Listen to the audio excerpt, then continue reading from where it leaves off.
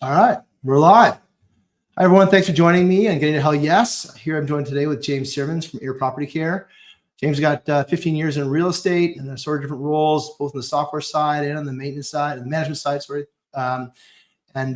James is moved into the smart space. Got a chance to catch up with him a couple times, most recently back in Austin, probably late in the middle of the fall here.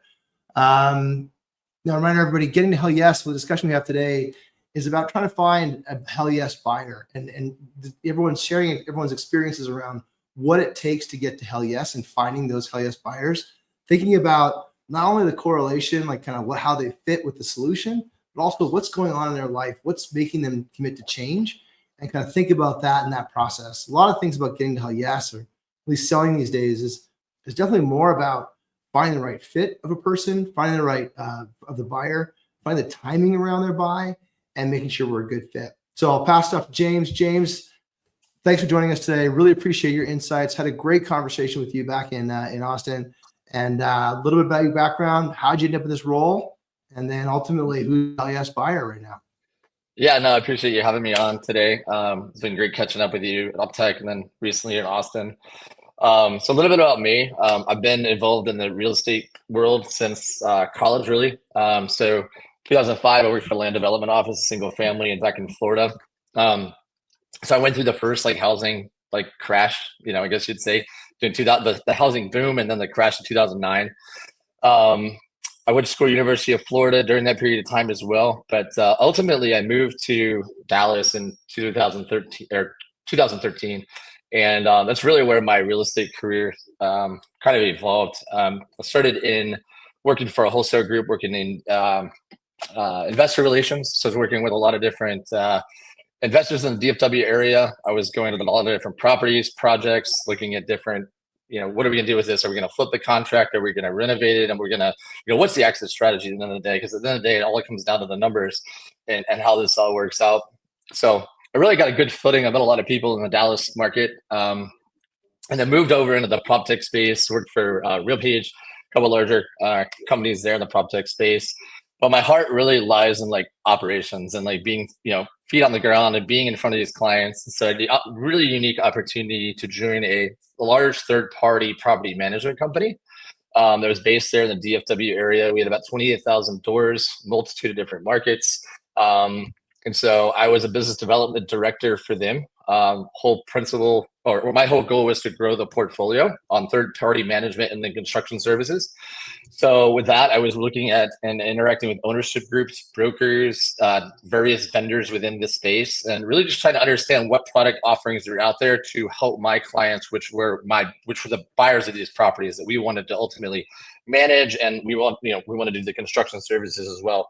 So a lot of background and experience in value add operations, construction, reconstruction, understanding the numbers, and really what makes an impact.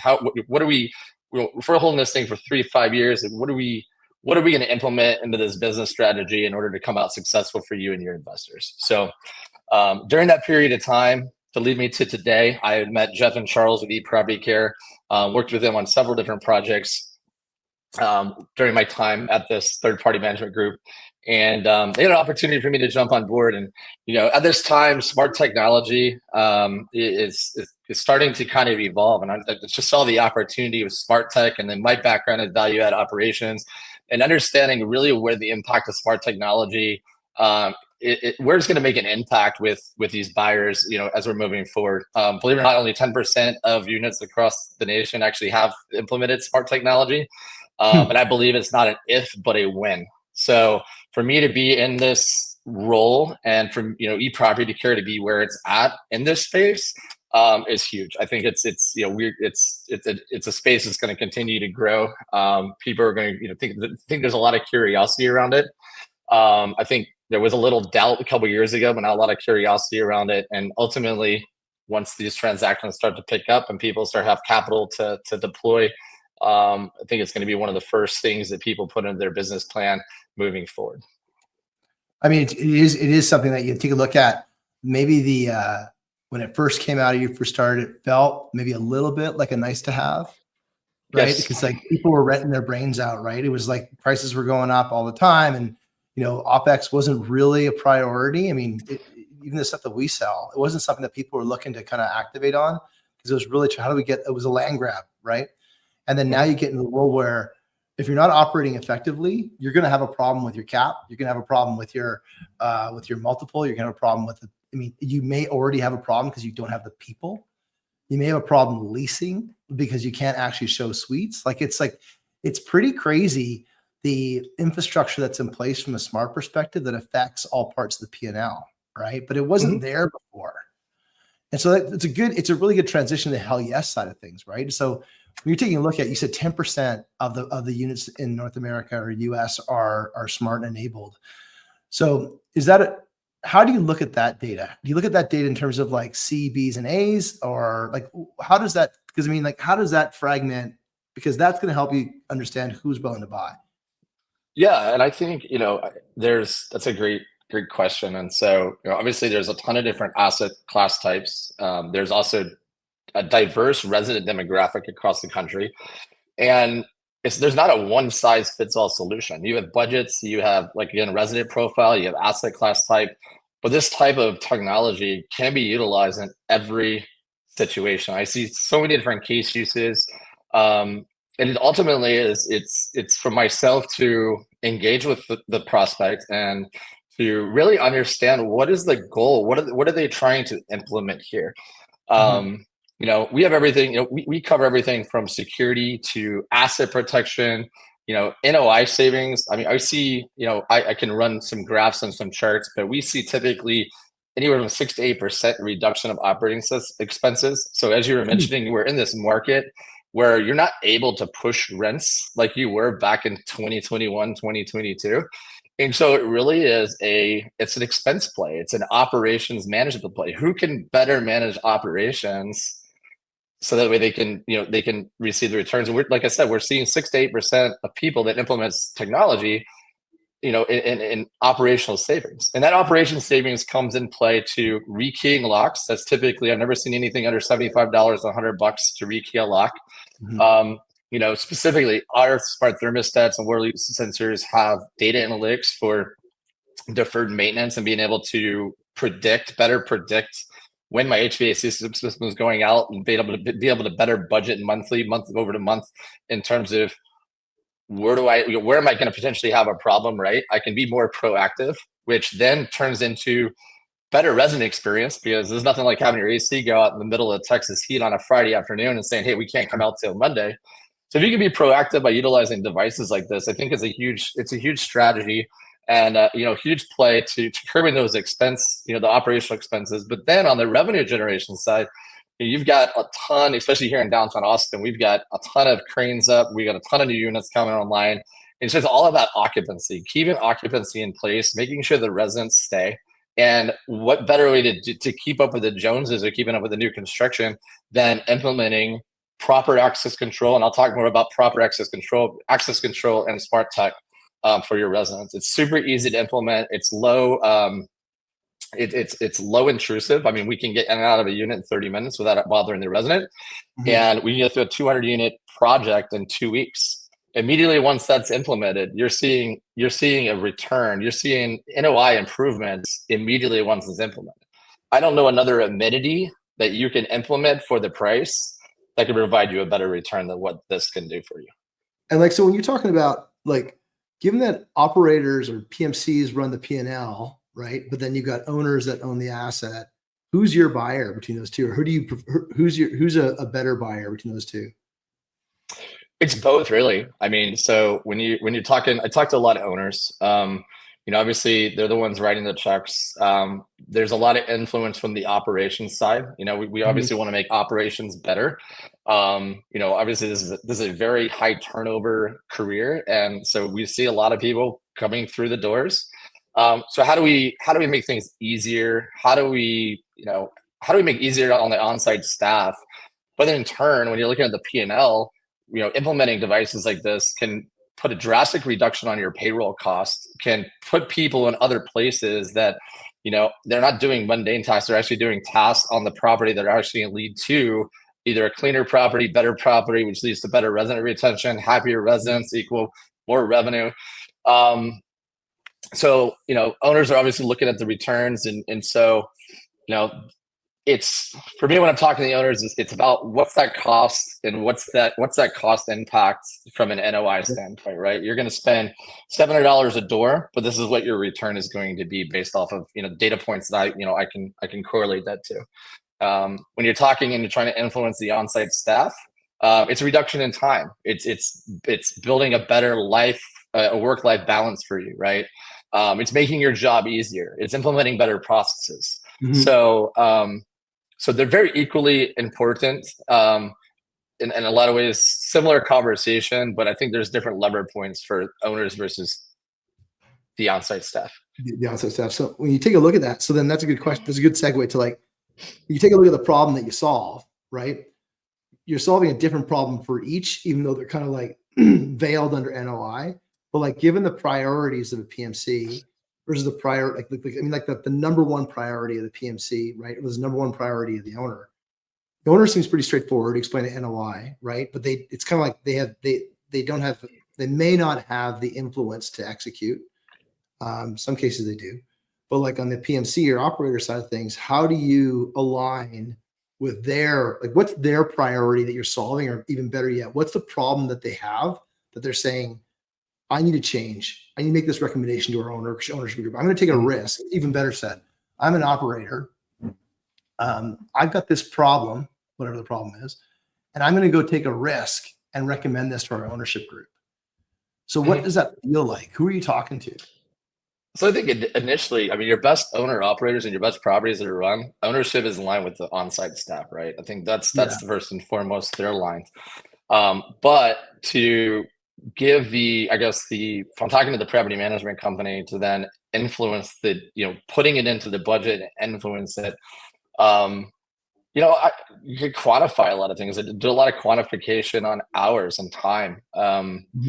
If we're looking at the P&L, we're looking at the budget. Like, what is your monthly operational spend on HVAC? Like, what are your retaining costs? What are your, our product has built-in self-guided touring capabilities. It's gratis within the platform. It's no extra cost, right? So do some of these features and functionalities, will they help allocate resources and centralize some of those processes for you guys so you can provide a better resident experience? So maybe you're a property manager and you're covering 4 properties or 3 properties, right? Within a short period, short area of this city or whatever, can I make your job easier and more efficient? Absolutely. I can do that. Through our platform, I can do that. You can centralize right here, right now, look at your entire portfolio.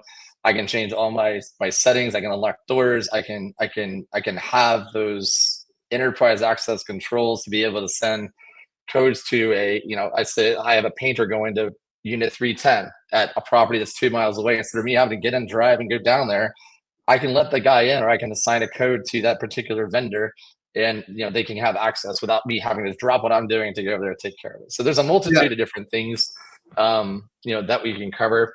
But do you ever find a situation where there's kind of like there's the operating kind of grind, right? And what I'm finding is that like the grind, people kind of got used to the grind, and like there's something that needed to happen, like an event, or maybe they acquired a new building if they're an owner, or maybe they've acquired a new client if they're an operator, where all of a sudden they're like, they can't do it anymore. Like the grind, I'm finding at least nobody makes a change if it's just the grind. Like, yeah, it sucks. It's kind of life. And in our case, yeah, I'm always hiring and I can't ever fill the jobs, but it's just kind of like, as long as the demand and the supply are the same, I kind of I just eat it. But then all of a sudden we just won a new client in a region, and okay, now my life really changed. Like, what's that like for you guys? Like, what is it that outside of the grind, what is it that they go, oh, this has got to change? Is it a refinancing? Is it a new building? Is it a whatever? Like, what's that feel like?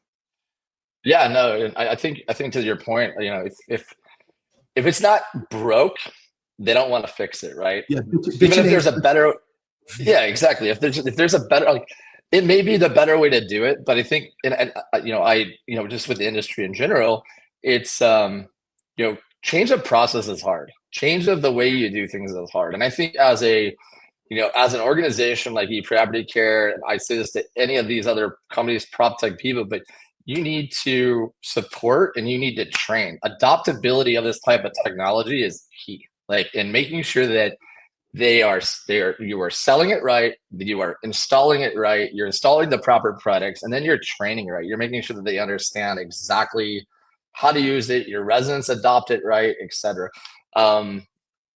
So I think, process change is hard, but once the clients that I work with, once they have made that leap, they look at the CapEx and like, oh my gosh, like, and it's really not much. When you look at six to $800 for a locked thermostat and whatever, it's Yeah. not that much when it comes to capital and what you're what you're receiving on the positive end of it, right? We already This is talked a about the and it's 68%. 3-year capitalization, right? Roughly. Yeah, correct. So Yes, they kind of like they amortize the expense over 3 years, so it doesn't hit correct. the P&L that That's typically, heavy. yeah. That's Yeah. typically, yeah. But once people get a taste of it, and the groups that I work with get a taste of it, they realize that it's important. Like, it's made our lives easier. It's made our jobs easier. It's made our returns to our investors better. Mhm. And then, even more importantly, and I think this gets ignored a lot, but the resident experience. I mean, you said once you get a taste of it, if I'm a resident, I got a taste of my previous apartment complex of having a smart thermostat and a smart lock, and having this app to be able to let my wag dog, my dog walker into my unit, etc. Once you get a taste of that and you move over to another unit, they don't have that. Guess what? I'm moving on to the next apartment that does. Yep. So I don't want to change my process if I'm used to it at another place, and I want to move into your residence. So Yep. how are you looking at that, and from attracting new residents and new to your unit, and you got all this new construction going on around you, and you're a 1990s property that's trying to there's only so much you can do to get to the Joneses property across the street, but it's smart technology is a good start to get there. And it's not if, but it's when. Do you find that sometimes there's you talk about 10%, right? So let's say 9 out of 10 buildings don't have smart tech. So you got a manager that goes from managing a building that had smart tech, and they go to one that doesn't have smart tech. What's that conversation like? I mean, it's tough. I mean, and I'd even, yeah, I mean, it's if I'm a resident, I don't have it. I'm used to it. It's like going and renting a car when you're used to remote start with your car, and you're up in Chicago and it's freezing outside and you can't remote start your car and you're used to that. It's you're at a rental car place, they're going to give you a car that has a turnkey. You're like, no, I want a different car, right? Or you're going to find Yeah. another place that's got the car. So I use that analogy a lot, but it comes down to the resident experience, and it's technology that people want to be connected. They want connectivity. Something else I'd add to that too is people do implement smart, but they implement smart technology, I think, in the wrong way. There's a lot of smart technology packages out there that are it could be a very fragmented industry, where it's Mhm. like you have somebody that does locks, you have somebody that does access control, you have somebody that does video cameras, you have somebody that does this, and this. I'll give you an example. I live in a building downtown Austin. I have 4 resident apps for access to my building, to my unit, whatever, right? It's like, what happens is it doesn't get adopted right. You have Right. security holes, you have things of that nature, right? And so one of the things that I really try to do is I want to get in early, like with developers. While you're developing, I want to have these conversations and think about, yes, you're the developer and you're probably going to sell it, but at the end of the day, we got to look at the resident experience 3 years down the line, right? When this project finishes up 3 years from now, what is that resident experience going to be like, and what is that operation like? How are your operators going to operate? You know, are you implementing a scalable solution? eProperty Care, we encompass all of what I just said into one application. So you're not having this fragmentation of like 4 or 5 different apps, right? You have Mhm. one app to get into the building, to get into your unit, to control your thermostat, your water sensor, your water leak sensors, everything is encompassed into one platform, right? And so, I'd advise to people that don't fragment the system. There's a lot of fragmentation out there, and ultimately the resident experience suffers, the on-site team suffers, and then it starts getting this bad connotation around, well, the smart technology doesn't work. You spend all this capital up front for it, and it's not doing it the way you want it to do it because you didn't implement the right strategy. You likely didn't have the right partner. Right. So, making sure you have the right partner that can train and can make sure that everything is continuously up and running on a continual basis is important too. But, avoid fragmentation, avoid piecing this together. Pick something that is going to allow you to scale it up over a period of time. Or if you sell the property off, the new buyer can come in and do their own value add play on top of what you've already implemented. So if you just want to do locks, right? But then something that now, if somebody wants to do smart thermostats, they can add the smart thermostats up on top of the locks, and then you give them a roadmap. Give them a roadmap. Here's what you're gonna do in order. Do you find we talk about roadmaps all the time when it comes to technology build out, right? We talked about you hold 3 to 5 years. Let's do a year 1, year 2, year 3, and let's look at what that looks like with scale. We don't need to do it all in one sitting. Totally. Do you find that like when you take a look at you talked about the topic of new builds versus kind of retros? So you kind of take the market and you kind of go, okay, so we've got your owners, your owners, your operators, your owner operators. You've got your, I guess your new builds to be developers. And then, retros is the first group. Like, who would you rather sell to? Like, if you had to go pick one meeting at a whatever, what meeting are you going to take? Would you retrofit all day? Retrofit really? All day.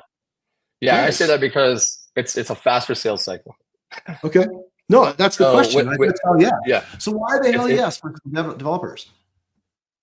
So I work with developers all day long, but it's a longer process. Usually you have to get in. You have to get in during the drawings, during the specs. They're not even going vertical yet. So you're having these conversations like, okay, well, we're building out in 2026. Okay. Well, I'm a sales guy. Like, I'm not making anything off of 2026 build. Yes, the relationship is there, and I want to formulate this because eventually you get a pipeline going with development work that is going to then streamline you down the road. But the retrofits all day long. Retrofit, I can get in. Like I said, I can do a $250,000 renovation in 2 weeks, in and out, 30 units a day with my installation teams, and done. To build a client, get paid. Client gets gets the benefit of the smart tech. It's done. The new builds just take longer. It's a more drawn out process, just as important. And I would say with new builds, it's even more important to make sure that, as I said earlier, think about the resident experience 3 years from now, and make sure that, because when you're going to put in a new development, whether you're putting a dumb lock in or a smart lock, that delta is very small in comparison. So why not go in and put a smart lock in over a dumb lock at the inception of the project, rather than wait 3 years and then somebody else goes in and has to put in that type package, right? You're basically throwing out the money you spent on the first lock. And then making sure that you've got a platform that it all can sit on and it can all work together. Not that you have to go now get another software platform that's going to run alongside this one because you didn't pick one that's scaled. So you find like it sounds like on the new builds you do get a blank slate. Retros you don't. Faster sale. So then it sounds like they're different sales, right? Like on the retro, on the new build, you're kind of designing, you're influencing. It's a couple years out. Who knows what the world's gonna look like then? And a retro, it's like this quarter. Here's a change, and then I imagine on the retro side of things, you also get better cost benefit analytics because you know what the current state costs. Absolutely. No, that's half of my discussions, right? Through data and being able to look at. Absolutely. I can guarantee you, you were running, if you don't have the smart tech on there, you were running the property. You're running the property less efficiently than you would be if you had it. Right. And so, when you want to talk about percentage points, it's like, if how do you move the needle? How do you move the NOI needle? Yeah. It's like, can you get better? So then that prompts a question, right? It's like around like before they put, let's say it's like 7%. I think you said 7%, right? Yeah, usually give or take 7%. So 7%. So like, what makes them want to get that 7%?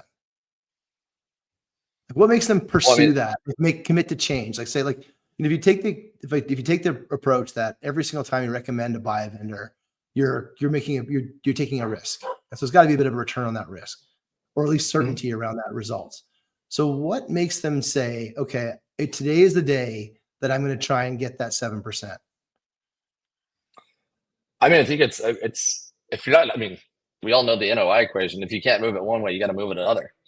Right. And so when you got LPs saying, "Hey, where are my returns? Where are my numbers? Where are my things?" I mean, if I were owning the property, I'm looking at that sheet and saying, "Where can I improve this? Right? What do I not Right. have on the property today that can make this better?" You know what? I saw James's like LinkedIn posts and like he like putting out these graphs and charts, and I don't know if this is gonna work, but let me pick up the phone and have a conversation with him because I've got to get better, right? I've got Mhm. LP screaming down my throat. I got family offices saying, "Hey, where are my returns?"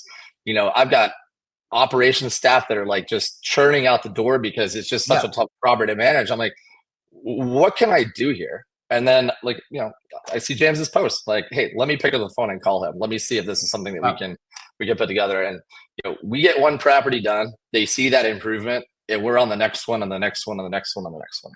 Gotcha. And so, and gotcha. And the people that you're serving there, like you're solving the problem around the operators that got to produce the data back for the owners and the LPs. Correct. Gotcha. So before they take a look at, so if you think of like the way you described it, like smart tech is an amenity that drives a higher NOI. And then after they've decided they want to do smart tech, there's competitors out there, right? So Mhm. let's kind of imagine they've already decided they've chosen smart tech. How do you guys compete against your competitors? Yeah, no, great question. I think that's the first thing I want to solve is smart. Are you going smart tech or not, right? Mhm. Let me get you to buy it on smart tech, and then let me educate you. Let me educate you on smart tech, and then let me then educate you on us versus competitors. I mentioned earlier fragmentation. They've got Mhm. really good lock companies out there. They've got really good smart a smart thermostat. Um, you know, and it doesn't work together. So Mhm. it's you've got different apps. It doesn't have certain analytics. Like it just you you want to find something that's going to embed the entire, whether it's today or over a period of time. We talked about building out a plan. There's such thing as building out a smart technology or building out a plan over a period of years, but making sure that it all integrates. And so one thing Mhm. that eProperty Care and our technology partner, alarm.com is 3.2 billion, I mean, in market share. They've got a little over 11 million globally units. They've been in this space. They have tried and true the hardware. We always say we're not quick to market with things, but we make sure that things are working. And then we want to make sure that we're financially stable. That's one thing. When Mhm. it comes to prop tech companies, and it's a big differentiator with us is that we have the backing of Alarm.com. We have the backing of Point Central, and as a service provider, those companies aren't going anywhere. So I Right. can tell you, I mean, there's been tens of companies over the past 2 years that I call it the prop tech graveyard because they either weren't funded accurately, or they were absorbed from another company. And unfortunately, if you go and you spend all this money on your locks or whatever, and that company either falls out or gets absorbed, who's supporting you? Like Right. where does that investment now go? So making sure that you pick somebody, a service provider that has been around for a while. Um, another thing too is we have a lot of different options for hardware. There's a lot of our Mhm. competitors that have one lock, one thermostat. It's Right. an all-in kind of situation, right? I really try with we have different lock options. We have different, I have a different arsenal of hardware that I get to pair together. And based off of my conversations with ownership groups or operators and understanding the asset type that we're working with, I've got different hardware pieces that I can pull that works within the platform, right? Got it. So if you've got, and the benefit of that is if you've got a property that's maybe a B class, but then you want it maybe a sexier lock over here, I can get you a sexier lock. I can also get you a workforce price lock at like $150 down here. Mhm. It all works on the same platform, right? You're not having to utilize two different systems or two different things.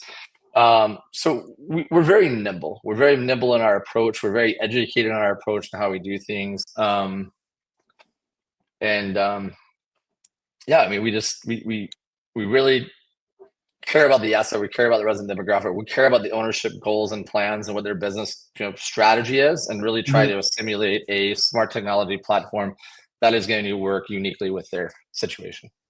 What kind of, so when they're at that stage then, where they're kind of like they're analyzing, or they're in consideration stage, right? What kind of objections do you hear from the buyers when you're presenting? They've got their 3 options in front of them. You guys are doing your pitch, or you're having the conversation, and they're like, well, what about this? What about that? Or we're saying no because of this. We're saying no because of that. Yeah, I think the bigger objections that I have right now is just the fact that there's been low transaction volume. And with it being, a fairly, I mean, it's a fairly large capital expense. And so if they're not transacting, there's not money to spend, right? It's like, I like the idea of smart tech. Oh yeah, I guess so that's right. So that's typically the biggest one there. And then it's also, it's not in the budget. Right. So dig in. So like the M&A is like, someone's doing the M&A because they want to do a value add.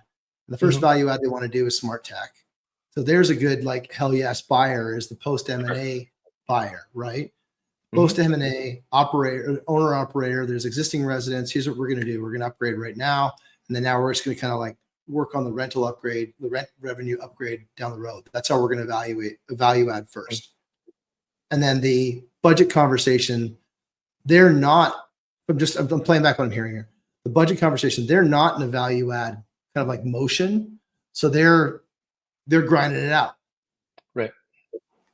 Got it. They're grinding it out, but it's also, it kind of goes to the conversation is, how do I influence during budget season? How do I influence, if you're going to spend, let's just say you have a $1.5 million budget for the upcoming, season, right? For the upcoming year, I've got a $1.5 million budget. I'm trying to get in there and I guess lobby, I don't know if that's the right word to use, but lobby for $200,000 out of that 1.5 to go to smart tech, right? Like that's, and so I do that by developing the relationship and, staying with it, but really talking through their pain points. Is it really important to upgrade a dog park over, implementing, I know there's 2 different pricing variables there, but there's some amenities that people go put on. There's some projects that get done around properties that, in my opinion, don't have as big of an impact as say the smart technology. So if I can get a better understanding to what projects they're looking to do, and then obviously my background and experience and doing some of this, I could have, we can have an educated conversation and try to break this budget up and see where I can, I can fit in $200,000 so we can upgrade the, the locks and implement a smart tech package. When you're kind of looking at units, like, what do you use to figure out who might be a good hunch? Like, do you use like ALN, CoStar? Like, what are you using to figure out who might be ready for an upgrade? Yeah, no, great question. Yeah, no, that's a great question. So I do use, we do use ALN data. Build Central is a big one as well. I can see what development projects based off permits. We just started doing a thing. We just got a thing called thesis driven. What it is there's a gentleman in our industry that has basically developed this. It's a national. We get a national subscription, but I can see every company that builds or owns or manages multifamily in particular markets, right? So I'm able to go in and see. It's called thesis driven. Thesis driven, okay. Yeah, I could get you the exact. I think it's called thesis driven. We just literally started it with it like 2 weeks ago. But I'm able to download all the projects that particular group. So if there's a particular group that I'm looking to, let's take Cairo, for instance, right? So like I want to know where they operate, so I can actually see where they operate at, right? And then from there, you can use the other tools, Zoom Info or Apollo to figure out who are the decision makers, and then being able to put emails or figure out what trade shows they're going to, and really start to formulate that relationship, right? You're gonna start cultivating that relationship. But yes, we use ALN data, Build Central, and then the thesis driven, which is brand new. So I'll have to get you an update in a couple weeks, let you know how I kind Yeah. of like it. I do like the way it's set out, and it's obviously it's also it's a natural subscription. It's about a fraction of the price as ALN data. So Yeah. I think ALN data is great and does other things. I think in our particular, what we're looking for, thesis driven, we're looking for very high level metrics, not necessarily Yeah. some of the smaller data pieces that some of these other groups can provide, which they do a very good job of. But yeah, I'll have to follow up in a couple of weeks, let you know how the Well, I'll take a thesis look driven at it is because going. one of the Yeah. things we're trying to figure out that list, right? Like we're trying to figure out, okay, you know, how many units under management, what's the kind of ownership operator type, relationship, Hmm. where are they, right? It'd be helpful to know what the rental, it'd be helpful to take that and then know also like what's the rent, what's the rent increase, decrease of that market? What's the occupancy increase, decrease of that market? So I can get a sense of, okay, what kind of pain are they maybe kind of living with right now that they might Hmm. want to consider from a maintenance or operations perspective. So they can kind of have a conversation that's relevant to them.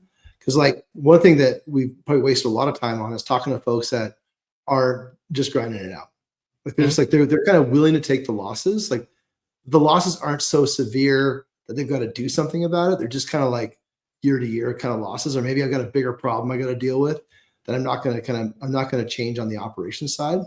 So that's kind of like one of the things that we've been kind of like looking to understand a bit further is that, what is the causation around change and commitment for a new solution? Like it might be, you know, I've got 45 job openings right now and they've been open for, 90 days. And then now we Hmm. got a new client and now I still can't staff them. Right. And the word in the street is that no one wants to work for us. Like, well, that's a good conversation. Cause like that means they've got something externally kind of came upon them, like an M&A as an example, like you brought up, and then they're forced to do some change. That's Right. kind of like what we're kind of drifting on. So I'll take a look at that thesis driven because so far, like the ones I've looked at, they've been too much just like a blah of data. And I need to Yeah. know like kind of when something happens, not what they look like. Yeah. It's been a good, like in my, the past week or so that I've been in it, it's a really good, I think, combination of like Build Central and AL and Dale. Like it's like if they were to like merge and Yeah. have a baby, right? And then it's Mhm. just the UI on it is just like very, it, to your point, it's not just data all over the place. Literally, it's like a story. Like Yeah. like you click on that particular group or that even that market segment, like you know, or even asset class or asset type class, right? I can sit there and look at hospitality or look at MDU or student housing. And it's going to filter all this information out for me in whatever Hmm. market that I want, and it's going to give it all. And again, it tells the data in a story, right? And then from there, like I said, I can plug into some of these Zoom Info or Apollo or LinkedIn or whatever, and I can go find these people and start cultivating those relationships. Yeah. And also then have a little bit of a story too. It's like I understand that you guys bought this, or you guys, I've got some information around a particular asset, and I can start asking questions around that asset. Mhm. What do they buy? How long are they holding it? What's this? Are they buying any more? What's your 2025 look? What does that look like? Right? You may not have any projects today, but like, what does 2025 look like? Oh, we're gonna buy, 7 properties in DFW, 4 in the Carolinas, da da da da. Great. How do I get involved? How do I get to see the table to have these conversations around what I Mhm. do? Or, is there anybody that maybe I can make an introduction to that isn't a direct transaction here? I mean, as we know, this is it's a relational business, not Yeah. transactional in a lot of ways. So, how can I help you? I think I get my foot in the door a lot of ways that way is, thinking how do I serve people as opposed to just selling them?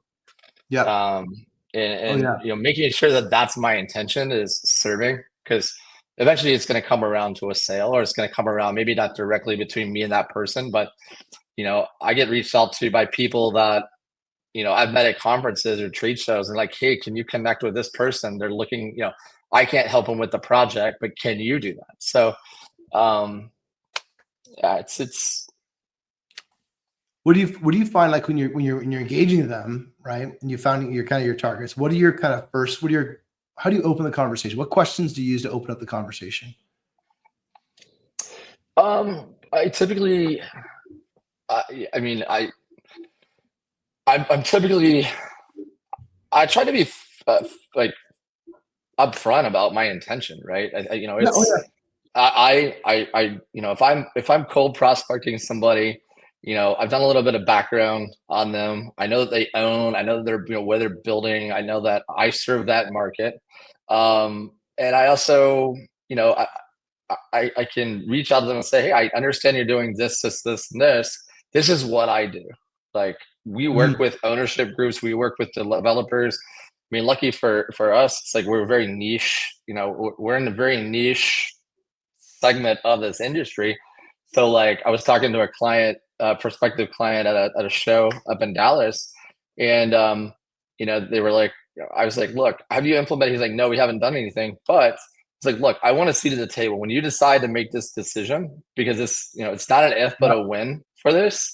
I want a seat at the table. I want at least Yeah. a chance to be able to talk about us, understand your situation, your dynamics, and I want to be able to I want to be able to sit at the table with everybody else that you've invited. So um, it's yeah. I mean, the conversation is, I guess the conversation too. It's one of those. It's not a forced conversation for me. I think it Yeah. comes down to either you get it or you don't. Right. And so I don't necessarily need to push. I don't need to push this on you. I think it's a matter of laying the cards out on the table and just providing enough information around first smart technology, the benefits, the pros, cons, the good, the bad, the ugly, whatever. And then also what can eProperty Care do for you? Why is our services, why do our solutions, you know, why are they so much better than our competition? Mhm. And I could just literally just put it out there, and then I think sales is turning into that. It's about how do I educate. It's not the used car sales tactics. It's educating people.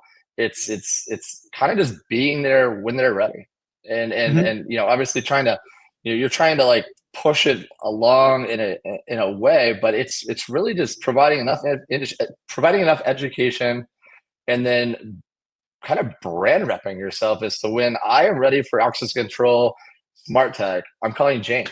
Like I already know it. Like Yeah. I just need a transaction, I need a deal. And so Yeah. I think that's one of the things I love about what I do is because it's that's it's not an if but when. I mean, when you got roofers, like people need a new roof, they have a guy. They have a guy to do this.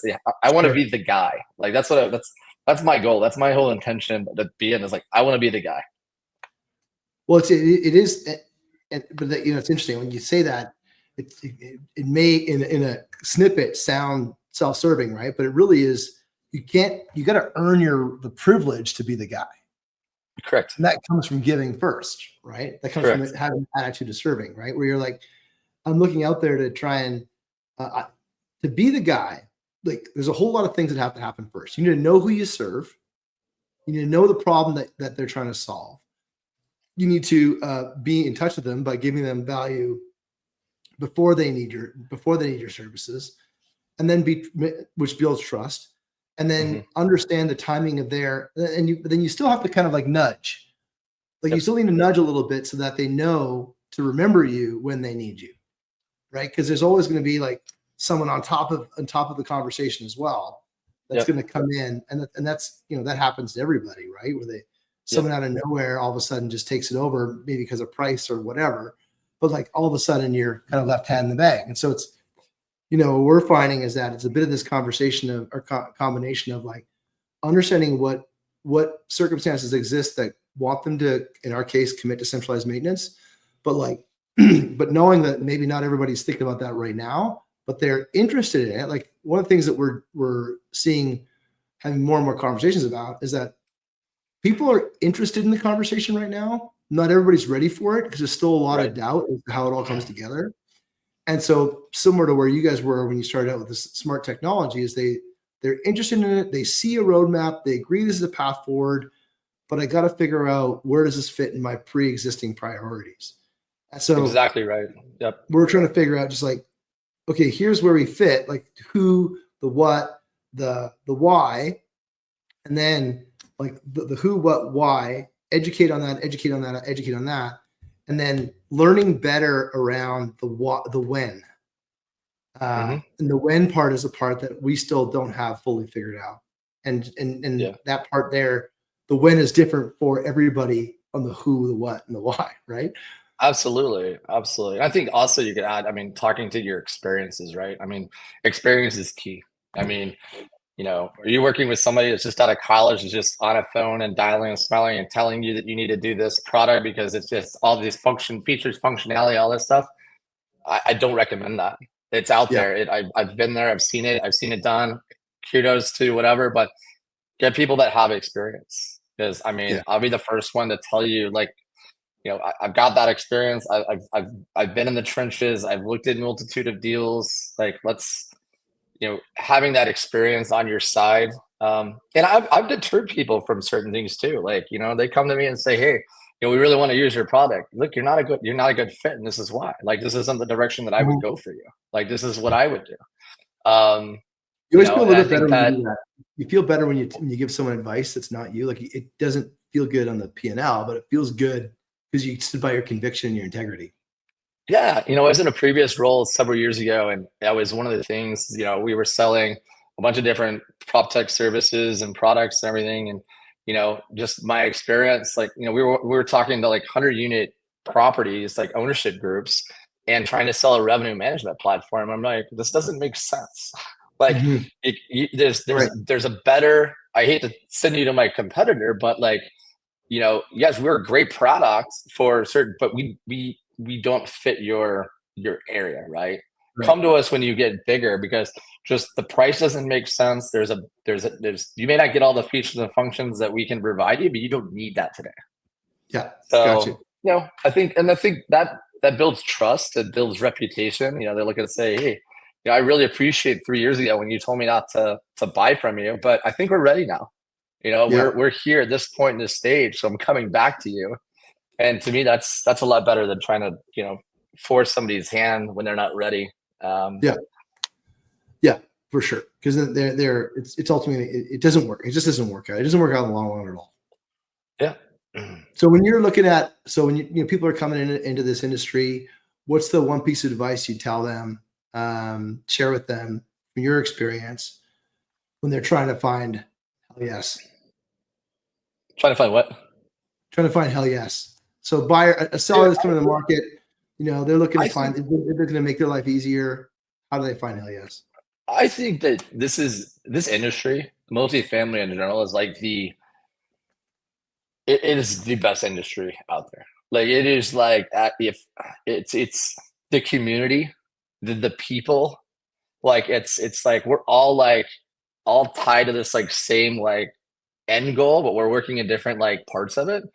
So Mhm. like, just the camaraderie and the community and multifamily and whether you're on-site staff, whether you're going on the vendor side, whether you're prop tech, whether whether you're going into brokering, like, it's just such a wonderful, like, just it's very rewarding too. I mean, it's very lucrative. You can make good money if you're good at what you do. Uh, but the people, the community, just it's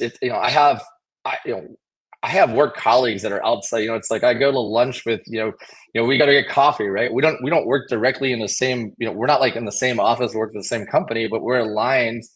And so it's fun to work with like really bright people that we're kind of on the same trajectory, but we're all doing different things, and Yeah. building that camaraderie, building the community, seeing people at the different events throughout the year, and getting to catch up. And it's just such a really, so I would say people that are looking at a career path, you know look at multifamily, look at getting either on site, look at getting into one of these bigger prop tech companies, but ultimately understand the business, like Mhm. understand the numbers, understand like what drives the decision to buy your product or service, not just that it has cool flashy features, functionality, and all that stuff. Mhm. Owners could care less about that. Yes, if it makes their job easier, and then it reduces operational spend, and then therefore their numbers are reduced, and then their NOI increases and the property value, that's what they care about. So really understand the numbers, understand, get into these small groups, go to small group real estate meetups in your local community. Yep.